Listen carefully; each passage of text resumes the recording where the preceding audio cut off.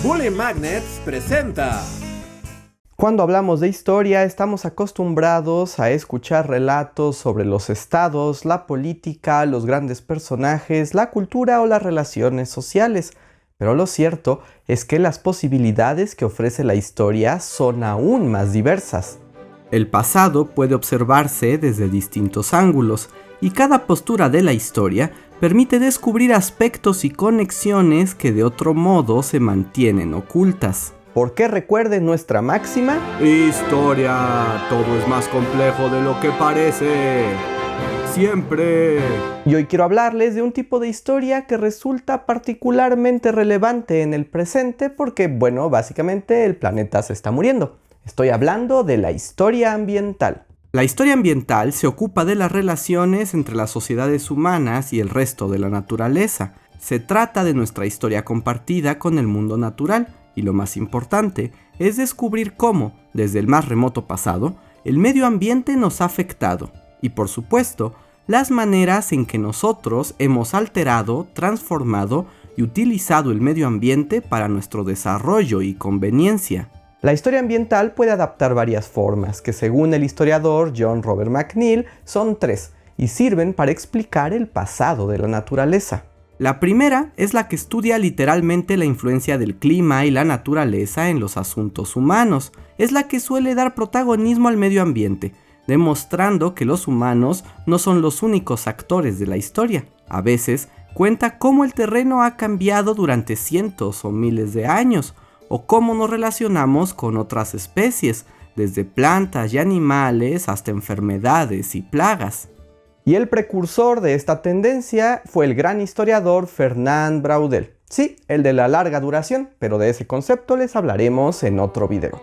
La más famosa obra de Braudel fue El Mediterráneo y el mundo en la época de Felipe II, una historia sobre el mar Mediterráneo en el siglo XVI, que además de hablar de las poblaciones, se dedicó a explicar cómo el mar, las montañas, los bosques y los ríos de esta región europea dieron lugar a distintas sociedades humanas y en muchas ocasiones fueron motivo de sus conflictos, desde el uso de los recursos hasta el dominio de las fronteras.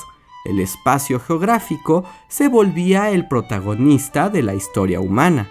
Para entender el largo cambio de las sociedades, hay que mirar a la naturaleza, pues si lo haces, 1000 sorpresas hallarás alrededor. Corramos por veredas en el bosque, probemos de sus frutos el sabor, descubramos la riqueza que nos rodea, sin pensar un instante en su valor. ¿Estás citando frases de la canción de Pocahontas? Mira, un lince sonreír. ¿Dónde? La segunda posibilidad de la historia ambiental es estudiar cómo hemos pensado los seres humanos al medio ambiente, cómo lo representamos y cómo nos hemos relacionado con él. Porque la manera de concebir nuestra relación con la naturaleza ha cambiado a lo largo del tiempo y no es la misma de cultura a cultura. La historia ambiental tiene esta faceta cultural que explora las ideas de la naturaleza e incluso cómo se le ha representado en la mitología y en el arte. La naturaleza es un delicado sistema del que todos somos parte. La manera en que tomamos de ella para sobrevivir debe ser con respeto, procurando los ciclos y cambiándola solo para después dejarla fluir. La naturaleza es una maravillosa fuente de recursos para tomarlos, dominarlos y hacernos más ricos. ¡Traigan el fracking! Y la tercera posibilidad de la historia ambiental es la que estudia la historia de las políticas ambientales. Suele ser una de las más populares porque reflexiona sobre las consecuencias ambientales de la actividad humana y los actos que tomamos o no para preservar la naturaleza. Se trata de conocer temas como la contaminación, la depredación de recursos, la extinción de especies y los efectos del imperialismo, el capitalismo y la explotación sobre la tierra. Y suele ser la más deprimente. Adivinen de qué categoría es la historia que pienso contarles hoy. ¡Bajo Neo Time! Con ayuda de la historia ambiental, quiero hablarles de un problema ecológico, geopolítico y económico que golpeó al mundo durante los años 80. la lucha por evitar que los países ricos usaran a los pobres como vertederos de basura para desechos tóxicos y radiactivos. Porque sí, eso pasó. Nunca aprendemos nada. Pero antes de llegar a los terribles efectos de la contaminación y los horrores de las políticas abusivas, ya saben lo que necesitamos. ¡Contexto histórico! Desde el inicio de la historia humana, las sociedades han dependido de la explotación del ambiente para su supervivencia y desarrollo, ya sea para alimentarse con la agricultura, obtener madera de los bosques o emplear ríos y lagos para limpiar el cochinero de las ciudades. La actividad humana causa alteraciones en el ambiente y casi siempre residuos y efectos negativos. Durante miles de años, los efectos ambientales de las sociedades se mantuvieron relativamente controlados, pero todo cambió a partir del siglo XIX cuando la revolución industrial atacó. Tal vez destruimos el ambiente, pero nos hicimos ricos en el proceso. Un intercambio justo, si me preguntan a mí. La producción industrializada y el ritmo de comercio del naciente capitalismo fue acogido con gusto. Cada vez había más productos y su disponibilidad era mayor. El mundo parecía ofrecer cada vez más posibilidades, pero a lo que no se prestaba tanta atención era el hecho de que la producción de todos estos bienes ocasionaba el doble de contaminación de la tierra, el agua y el aire. Como dicen en la vieja China, ¡upsi! Toda producción industrializada contamina, ya sea generar electricidad, las supergranjas, las telecomunicaciones o fabricar todas esas cositas de miniso que nadie necesita, pero que igual son irresistibles. Los residuos de la industrialización se volvieron un grave problema a mediados del siglo XX. Además, con la producción de plásticos y otros químicos especializados, los desperdicios además se hicieron altamente tóxicos, incluso radiactivos. Su cercanía ocasionaba enfermedades y también daño ambiental y toda clase de muerte. Como ejemplo están el desastre de Love Canal en Nueva York, donde todo un pueblo se construyó sobre un cementerio químico sin regular y que llevó a la destrucción de la población. O el accidente de Seveso en Italia, donde los productos químicos de una fábrica de cosméticos se filtraron y ocasionaron el desalojo de una comunidad entera y la muerte de más de 75,000 animales. Y dense de santos que el accidente no creó a ningún villano de Batman. ¿O sí? ¡Duda! Terribles estos casos, terribles. Tenemos que hacer algo al respecto.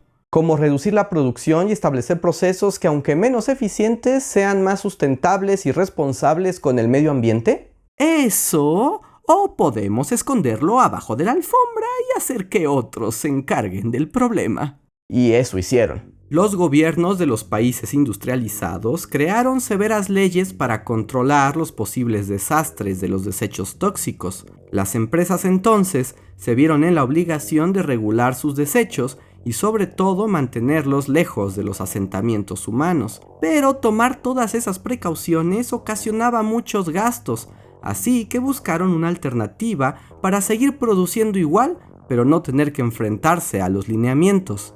Y la respuesta fue: libre mercado. Todo en este mundo se puede vender y comprar a un precio justo. Los desechos tóxicos no tendrían que ser la excepción. Se estableció entonces un comercio de desechos tóxicos que casi siempre funcionaba igual. Las industrias de los países desarrollados se acercaban a los países más pobres y les ofrecían dinero a cambio de que se quedaran con los desperdicios.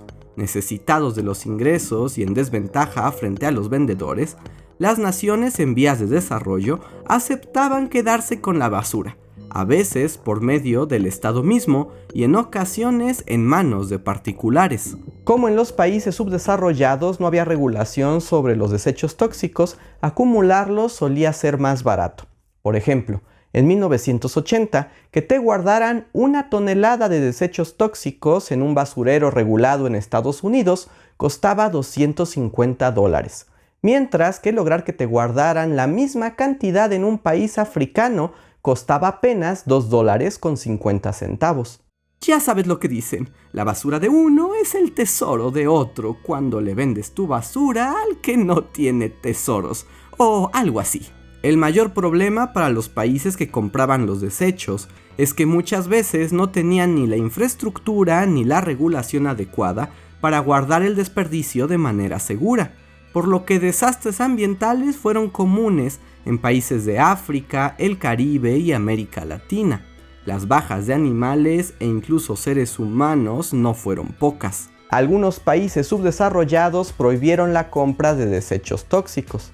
¿Pero eso detuvo a las empresas transnacionales? No, ya saben que no. Para continuar con la venta, las industrias tomaron varias estrategias, como disfrazar los desechos tóxicos de otros productos o hacerlos pasar por material de reciclaje para evitar las restricciones. Los resultados fueron aún peores, como una empresa estadounidense que mezcló sus residuos tóxicos en fertilizantes que vendió a Bangladesh, o toneladas de leche radiactiva que vendieron a Jamaica en 1987. Incluso pesticidas ilegales que recibieron países como Albania en el 92 y mataron hectáreas enteras de cultivo. Y la lista de horrores sigue y sigue. El problema era cada vez más grande y los riesgos para el medio ambiente a nivel global eran igualmente preocupantes. Así que la ONU coordinó una comisión con la intención de crear una regulación global para el uso y disposición de desechos tóxicos que protegiera a las naciones del tercer mundo. En los años 80 era normal llamar tercer mundo a los países en vías de desarrollo. Y es una gran historia. Si quieren conocerla, les dejamos el video exclusivo en las etiquetas de acá arriba.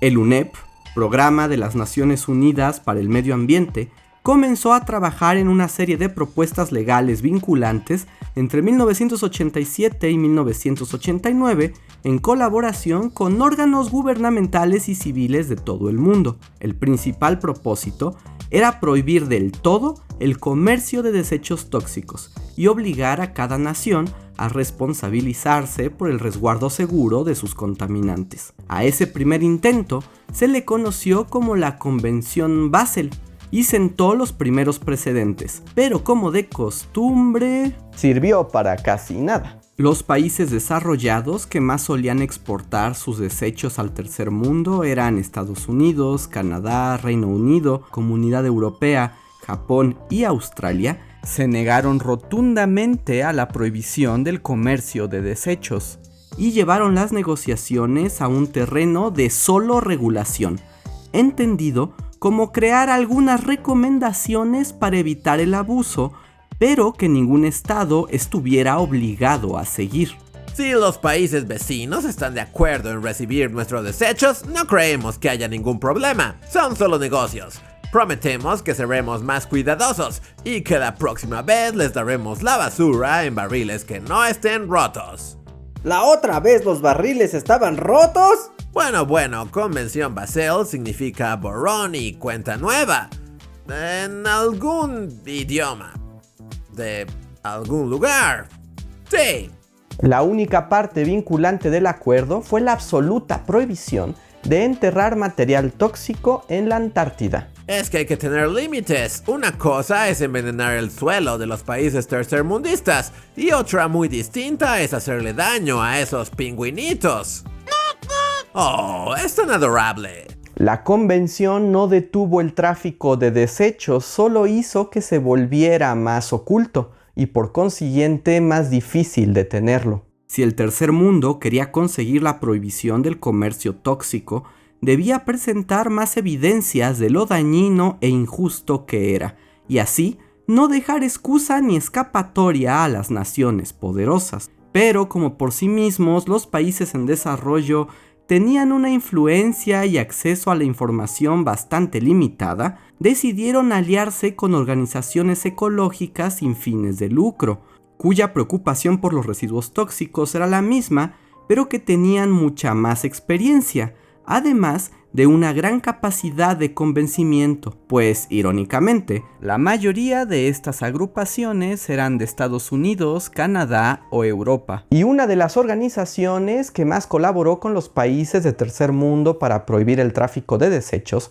fue la hoy mítica y también no tan famosa, y es cierto que un poco desprestigiada, Greenpeace.